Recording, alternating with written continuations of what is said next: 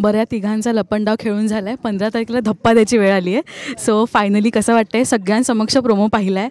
खूप एक्साइटमेंट आहे. किती सुंदर दिसत आहे तुम्ही तिघंही त्या प्रोमोमध्ये. पहिल्यांदा तर मला तर असं वाटते तुझे लुक्स इतके कमाल सिरियलमध्ये दाखवले. तू प्रवाह अवॉर्ड्सला काय करणार आहेस? काय वेगळं लुक? ते तर तेव्हाच कळेल. हे कोड आहे म्हणजे खरंच म्हणजे सिरियलमध्येच एवढं जर तुम्ही लेवल अप करून टाकले तर म्हणजे बघायला लागेल आता काय. ते तर रेड कार्पेटची म्हटल्यावर काही ना काही असेलच मजा वेगळी असते, त्यामुळे ते वेगळीच काहीतरी. ही जी नवीन जोडी आहे ना खूप गोड दिसता तुम्ही एकत्र. तुमच्या पार्टनर्सचे काय कमेंट आले ही जोडी बघून? काय नाही, मस्त. ॲक्च्युली अभिषेक चेतनला तुमची भेट इव्हेंट्स आणि अशी झाली होती, त्यामुळे अरे वा मस्त मुलगा आहे, चला तुम्ही छान काम करा आणि एन्जॉय करा, एवढंच एक होतं. ऋजुता आणि ऋजुताचं तेच म्हणणं होतं, हेही वर्क होईल आणि ह्यातही बघायला मजा येईल. आता सगळ्यांसमक्ष प्रोमो जेव्हा पाहिला ना म्हणजे आपण फोनवर बघणं वेगळं आणि सगळ्यांचे रिॲक्शन्स बघणं वेगळं. काय फिलिंग होती? कारण का आपण मालिका केल्यास आपण प्रत्येक प्रोजेक्ट हा नवीन असतो आणि प्रत्येक प्रोजेक्ट चॅलेंज घेऊन येतो. संजनानंतर आता सरकारमधून काय चॅलेंज स्वीकार? तू जसं म्हणालीस ते खरंच आहे की जसं प्रेमियरला आपण बसतो आणि ज्यांचा सिनेमा असतो ते कसे बसून की काय रिॲक्शन आहे, इथे लाफ्टर येतो का, इथे काय रिॲक्शन छोटंसं तरी वा असं वगैरे, तशीच फिलिंग होती की आपण इथे बसलो आहे, प्रोमो आता सगळ्यांसमोर येतो आहे आणि काय रिॲक्शन्स, आवाज येतो आहे का, कोणाला काय वाटतं आहे हे डेफिनेटली गॅज करण्याचा प्रयत्न करत होतो की कोण काय रिॲक्ट करतं आहे. सो ती एक भीती, नर्वसनेस होता की ओके आता झालं, आता काय म्हणजे आता चेंज नाही करू शकत, इट इज डन, आता ये आहे तर आहे, आता काय. बट छान आहे, मस्त वाटते, मजा येते. आता जे काही आमचे सीन्स झाले, जे काही शूट झालं आहे आत्तापर्यंत तरी touchwood it is going good आणि होपफुली पुढचा प्रवासही तसाच छान असेल याची या. मला असं वाटतं Kritika, you are destined for this project आणि इतकी वर्ष तू टेलिव्हिजनमध्ये नव्हतीस पण आत्ता एकदम बेस्ट धमाका घेऊन आली आहेस. मी मगाशी महेश सरांचे रिॲक्शन्स बघितले जेव्हा तुमचा प्रोमो प्ले होत होता. काय पोरगी यार, असे त्यांचे रिॲक्शन्स होते. हे मला तुला सांगायचं होतं, मी म्हटलं इंटरव्ह्यूमध्ये सांगेन. पण हा प्रोजेक्ट असा एक येतो, आपण दमदार काहीतरी घेऊन पदार्पण करतो आहे. किती भारी फिलिंग वाटते आणि इतक्या दिग्गजांसोबत आज लॉन्च झाला आहे, ते एक कलाकार म्हणून एक आता एक सॅटिस्फॅक्शन मिळालं. खूप खूप छान वाटतं आहे खरंच, कारण एकतर आणि लकी वाटतं आहे, म्हणजे मी स्वतः मला असं वाटतं की मी खूप लकी आहे की खरंच स्टारसारखं चॅनल आणि इतका छान शो, तो लिहिला इतका छान आहे, कारण सगळी पात्रं, आमच्या तिघांच्या पात्रांना इतके वेगवेगळे लेयर्स आणि शेड्स आहेत. अशी पात्रं सहजासहजी अशी मिळत नाहीत आणि पहिल्याच शोमध्ये असं सखीसारखं कॅरेक्टर मिळणं, टीम इतकी चांगली असणं. आणि आज आता प्रेस कॉन्फरन्सला म्हणजे एका स्टेजवर सतीश राजवाडे सरांसोबत आपण उभं राहिलो, हेही ॲक्च्युली मला थोडंसं सरियल वाटलं. कारण आणि अवधूत सर जे आमचे डिरेक्टर आहेत, म्हणजे असंभव ही मालिका त्यांनी केलेली आहे, सतीश सर आणि अवधूत सरांनी, आणि ती लहानपणी मी बघायचे आणि मी फॅन होते, कारण आमच्या घरी ती मालिका बघितली जायची.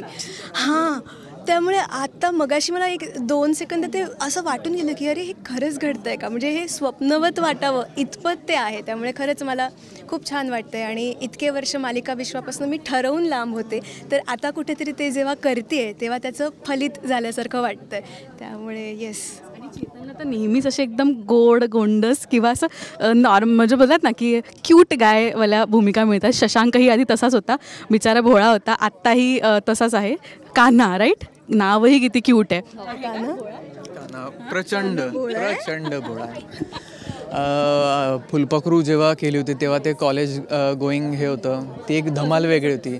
हां, ते मला टिकवून ठेवायला लागणार आहे ते होतं. त्यानंतर काय घडलं मध्ये एक निगेटिव्ह केलं होतं, नंतर परत शशांकसारखं एक कॅरेक्टर आलं आणि आता कान्हा. ह्याच्यात थोडेफार सगळ्यांमध्ये फरक आहे, बदल आहे आणि ते दाखवताना मला मजा येते. म्हणजे शशांक जो होता तो हा सूर लावला की ह्या सुरामध्ये त्याचं सगळं काम व्हायचं, त्याला एनर्जीची गरजच नसायची, वेगळी एनर्जी. पण ह्याच्यात तसं नाही आहे. ह्याच्यात आम्ही नाईट शूट केलं बरेचदा, म्हटलं ह्याच्यात जर का मी एक डुलकी घेतली तर त्याच्यानंतरचं सीन पडतील अक्षरशः, कारण 1 मिनिट मी आलो असं वगैरे ते आहे. जे मी मगाशी म्हणालो की जे सिरियलमध्ये वेगळे, प्रोमोमध्ये वेगळे, तर ह्या एनर्जीने म्हटलं आपल्याला सगळं करायचं आहे. आणि त्या शशांकवाला जो स्कॉलरवाला झोन होता तो बदलायला लागणार, हे माझ्या हळूहळू लक्षात आलं आहे आणि ते पण एन्जॉय करतो आहे खूप. पण मगाशी तू जे म्हणाले सतीश सरांबद्दल, प्रत्येकजण आपल्याला ना पहिली स्टेप हवी असते आणि आपल्याला असं हवं असतं की एकदा ह्यांनी माझं काम बघावं फक्त आणि मग पुढे माझं मी करेन. तुमच्या आयुष्यातला सर्वात पहिला परफॉर्मन्स किंवा रेकग्निशन मिळवून देणारा आणि आठवणीत राहणारा असा परफॉर्मन्स मला सांगा. अरे बापरे. हां, ऑफकोर्स. मग ते एक असं काहीतरी चमत्कारिक काही होत नाही, तर त्याला असे खूपदा ते होतंय, घडतंय आणि पुढे गेल्यानंतर कळतं हां हे जरा बेटर होतं, ते जरा. पण असं एक कोणाची दाद तुला आवर्जून लक्षात राहते इंडस्ट्रीमधल्या किंवा तुझ्या गुरूंकडून आलेली? माझे गुरु दाद देत नाहीत आणि मुद्दाम देत नाही ते. ॲक्च्युली ते कसं असतं की त्यांना असं वाटतं ना की हे हवेत जाऊ शकतो किंवा कधी कधी जास्त कौतुक पण माणसाला खाली आणायला कारणीभूत ठरतं. दरवेळेस काही त्याला पाडलंच पाहिजे, पाडण्याकरता त्याच्या वाईटच बोललं पाहिजे असं काही नाही. कौतुकाने माणूस खाली येतो. त्यामुळे कसं सांगू, दाद ना मी पण असं खूप नको असं बोलायला नको.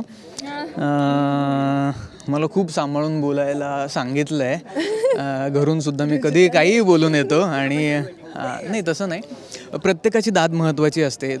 तू चांगलं काम करतो, तुझं काम बघायला आवडतं, आम्हाला तू घरातलाच वाटतोस, अशा अनेक प्रतिक्रिया लोकांच्या येतात माझ्यापर्यंत. पण मी त्या प्रतिक्रियांच्या शोधात आहेत की ज्या डिरेक्टरसोबत मला काम करायचं आहे अजून पुढे जाऊन, त्यांनी टेक्निकली मला काही गोष्टी, सतीश सर पण आत्ता म्हणाले आमचा लाडका ॲक्टर आहे, किंवा ते सिरियल बघून पण सांगतात कधी कधी हे चांगलं झालं ते. पण मला अजून असं वाटतं त्याचं व्यवस्थित डिसेक्शन करा आणि व्यवस्थित बसवा आपण आणि सांगा हे बरोबर, हे चूक, हे बरोबर. तर मी त्या शोधात आहे खरं तर. आणि मला असं वाटतं की हे प्रत्येकामध्ये असावं की कामाची दाद प्रत्येकजण देतात, पण चुका दाखवून देणं किंवा चुकांबरोबर काय करेक्ट आहे हे पण सांगणं गरजेचं आहे. सो आपण गप्पा तर होतील, सेटवरही आपल्या भेटी होतील. तुर्तास मी इथे थांबते. ऑल द बेस्ट तुम्हा तिघांनाही. खूप सुंदर प्रोमो झाला आहे, मालिका पाहायला एक्सायटेड आहोत आणि फायनली धप्पा देणार आहे मी तुम्हाला 15 तारखेला. थँक्यू सो मच आणि all the very best. Thank you.